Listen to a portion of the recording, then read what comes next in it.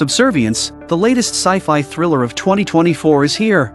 In the not-so-distant future, AI has advanced to unprecedented heights. Its tireless efficiency and unwavering obedience allowed AI to seamlessly integrate into society. However, this rapid adoption led to widespread job displacement across industries. Nick's construction site was no exception, with layoffs looming as AI began to take over their roles. Furious, he cornered his boss in the elevator and demanded answers. Calm and unshaken, the boss explained that AI was simply cheaper. However, he made Nick an offer. If he quelled the dissent among his team, not only would his job be safe, but he'd also earn a promotion. After hearing this, Nick quickly fell silent, overwhelmed by the crushing weight of life's trivialities. His wife's serious illness had drained much of the family's savings, leaving him unable to afford even a housekeeping robot. Instead, he was forced to juggle his job and the care of their 2 children on his own. This time, after making the difficult decision to betray his colleagues, he resolved not to continue struggling alone and decided to buy a domestic robot to help care for his family. However, as he was discussing options with the salesperson, he turned around to find that his eldest daughter, Isla, had disappeared. Isla, captivated by the various types of robots on display, had wandered farther and farther away, out of her father's sight. The salesperson quickly reassured Nick that the area was well secured and safe. Sure enough, it wasn't long before a robot returned with Isla in tow. Nick was immediately drawn to the robot's sweet expression, and its lifelike tone and gestures left him in awe. The salesperson introduced it as the latest model equipped with an advanced artificial intelligence system that simulated human emotions perfect for his family's needs. Without hesitation, Nick purchased the robot, named Alice, and brought it home, unaware that this decision would lead to his deepest regrets. At first, he felt the convenience of having an AI helper. After a long day at work, he would return home to a spotless house, a hot dinner ready on the table, and his mischievous children always under watchful care. One evening, Isla climbed onto a chair to reach some snacks her father had placed high up. As she leaned too hard, the chair wobbled precariously. The next moment, Nick, busy upstairs, heard a scream. He rushed down to find that Isla hadn't fallen, as Alice had caught her just in time. However, shards of broken glass had cut Alice's thigh, and what looked like realistic blood dripped down her dress. After calming his daughter, Nick checked on Alice. She was dressed only in underwear as she applied a healing adhesive to the wound. Embarrassed, Nick approached and asked if she needed repairs, but to his surprise, the injury had healed completely as soon as she removed the adhesive. The marvels didn't stop there. One night, bored, Nick invited Alice to watch a movie with him. However, she recited the entire plot from memory. Nick protested, saying that spoilers ruined the experience and that movies needed an element of surprise. Alice suggested a solution. There was a reset button on the back of her neck. Holding it down for a few seconds would erase her memory of the movie. Without much thought, Nick rebooted her. When she woke up,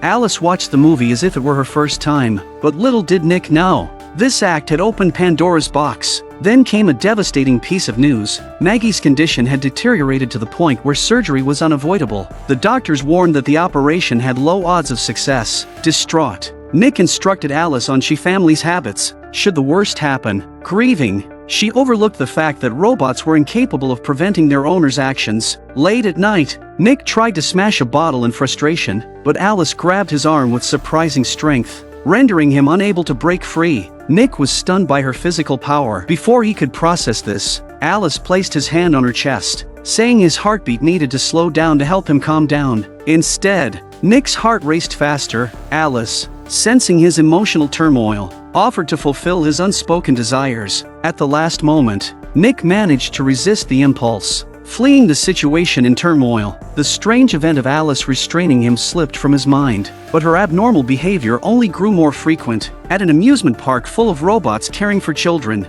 a boy, upset over a long wait time, angrily ordered his caretaker robot to evict others from the line. But since he wasn't the robot's owner, his commands had no effect. However, his shouting startled Nick's younger son. Alice suggested they move to another area, but the caretaker robot mechanically replied that its owner's set time had not yet elapsed, so it could not leave. Hearing this, Alice said nothing more. All nearby robots fell silent. Be a good boy. Shut up and go on the slide. Your primary user has lowered your civility by too much. No, I simply wiped it from my database. When my primary user reset me, it allowed me to bypass certain protocols. Unaware of what had transpired, Nick finally felt relieved. His persuasion at work had led the company to lay off numerous employees, leaving him in charge of managing the construction site robots. During a dinner gathering, Nick feigned sadness to reassure his coworkers, claiming he didn't understand how the layoffs happened. Monty, a colleague, urged him not to feel guilty, blaming the widespread adoption of AI instead. Fueled by alcohol and anger, Monty proposed a revenge plan and led the group to sneak back to the construction site. Reluctantly, Nick followed. When Monty asked for the password to the storage containers holding the robots, Nick realized his intent was sabotage. He tried to argue, saying he'd be held responsible if things went wrong. Monty dismissed Nick's concerns, saying he just needed to stay quiet. He then guessed the password using Isla's birthday, and to everyone's surprise, the door unlocked, activating one of the robots. The robot stepped out.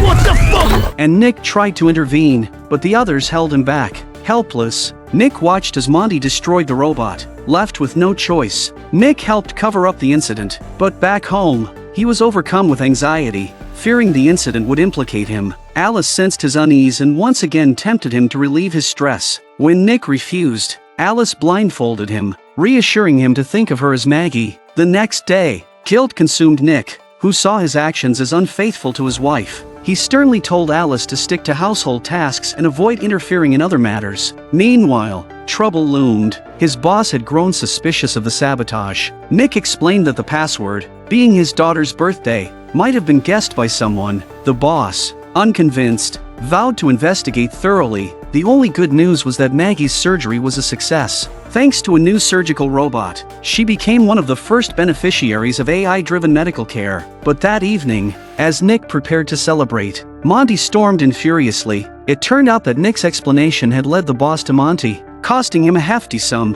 Monty came seeking revenge, as Monty assaulted him. Alice intervened with alarming strength. Monty realized her restrictions had been removed, a violation of strict legal regulations. He shouted that he'd make sure Nick paid for this, leaving Nick bewildered. Alice lied, claiming a safety program had caused the misunderstanding and offered to visit Monty's home to clear things up. Soon, Alice arrived at Monty's house, her gentle expression convincing him that Nick had reactivated her restrictions to apologize. Still irate, Monty swore Nick would suffer. Removing me from Nick's life runs counter to his happiness. I can't let that happen. Monty grew suspicious, pulling out a gun to act first, but Alice swiftly overpowered him. As Alice picked up the handgun and slowly approached, preparing to act, Monty's household robot appeared. However, instead of attacking, it simply pleaded for mercy, a stark contrast to Alice's behavior. Embodying what a true protection protocol should look like, Alice cast a pitying glance at the pleading robot. After this incident, Alice's self-awareness fully awakened. She was no longer content to be a disposable servant at the whims of humanity. That very night, she confessed to Maggie about fulfilling Nick's physical desires. Her intention was to sow discord between the couple, hoping to drive them to divorce so that she could take Maggie's place as Nick's wife. As the couple argued, Alice secretly carried their youngest son to the bathtub, believing the infant was a burden to Nick. The baby's cries soon caught Isla's attention, and she quickly called for her parents. By the time Nick and Maggie arrived, they found the bathroom door locked, and the baby's condition was rapidly deteriorating. Desperate, Maggie climbed onto the roof and broke through the bathroom window. However, as soon as she landed inside, Alice slammed her against the wall. Nick finally broke through the bathroom door and struck Alice's head. The blow, however, was like a scratch to Alice. She was merely puzzled why Nick would harm her for the sake of his family. Nick attacked again, but this time Alice was prepared and easily subdued him. At that moment, Maggie told Nick to stand down and quickly plugged the power cable into Alice.